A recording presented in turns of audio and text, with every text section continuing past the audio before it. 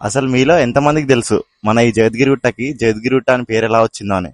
అది తెలుసుకోవాలంటే మన జగద్గిరి గుట్ట మీద ఉన్న శ్రీ వెంకటేశ్వర స్వామి ఆలయ చరిత్ర మీకు తెలియాలి. ఈ దేవాలయం స్థల పురాణం ప్రకారం యోగానంద స్వామి అనే మహర్షి శ్రీవారు కలలో కనిపించి ఇక్కడ ఆలయం నిర్మించు అని కోరడంతో 1972లో కొండ ప్రాంతంగా ఉన్న ఈ ప్లేస్ లో అయితే ఆలయం నిర్మించారు. ఇక్కడ నిర్వహించే జగత్ కళ్యాణానికి నిదర్శనంగా అప్పట్లో ఈ ప్రాంతానికి జగద్గిరి గుట్ట అని నామకరణం చేశారు. కాలక్రమంలో అది జగద్గిరి గుట్టగా మారింది. ఇక్కడ స్వామివారికి ప్రతి సంవత్సరం మగశుద్ధ వసంత పంచమికి 3 రోజుల పాటు కళ్యాణోత్సవం ఇంకా జాతర అయితే నిర్వహిస్తారు.